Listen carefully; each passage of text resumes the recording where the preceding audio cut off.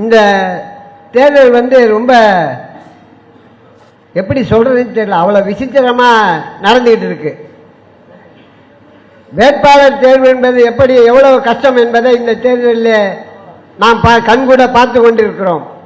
அப்படி இருக்கும் பட்சத்தில் அண்ணன் திருமா அவர்கள் என்னை வாய்க்கால வேட்பாளராக தேர்வு செய்திருக்கிறார் என்றால் அவருக்கு எவ்வளவு நெருக்கடி இருக்கிறது, எவ்வளவு அழுத்தம் இருக்கிறது என்பதை நான் உணர கடமைப்பட்டிருக்கிறேன். அப்படி இருக்கும் தருணத்திலே, அதாவது மலையை வெட்டி எடுத்து கல்கள் கொண்டு செல்லும் போது படிகளாக, கலசங்களாக, சிலைகளாக மாறுகின்றன. அதை தேர்ந்தெடுக்கின்ற சிற்பி கையில் தான் அந்த அமைப்பு அந்த கல்லுக்கு கிடைக்கிறது. அப்படித்தான் என்னுடைய வாழ்க்கையிலே நான் ஒரு சாதாரண, அதாவது வலிமை இல்லாவிட்டாலும் உன்னதமான ஒரு மண்ணாக இருந்து என்னை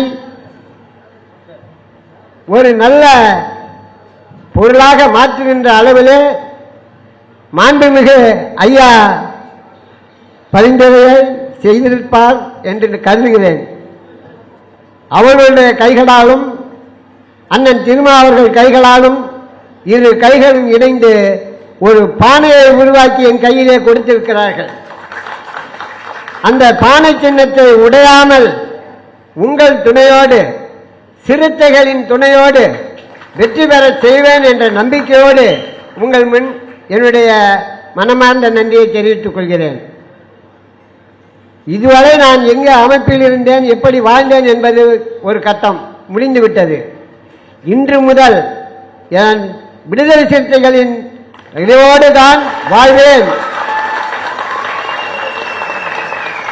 என்னுடைய இறுதிக்கால நடவடிக்கைகள் கூட அந்த விடுதலை சிறுத்தைகளினுடைய கொடியும் துண்டும் தான் இருக்கும் என்று உறுதி கூறுகிறேன். இதோடு என்னுடைய தருணத்திலே என் குடும்பம் அனைத்தும், என் பிள்ளைகள் மற்றும் என் உறவினர்கள் அனைவரும் அண்ணன் அவர்களுக்கு என்றென்றும் கடமைப்பட்டவராக இருப்பேன்.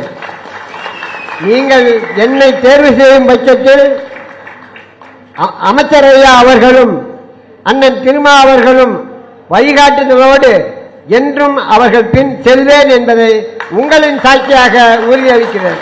நன்றி, வணக்கம்.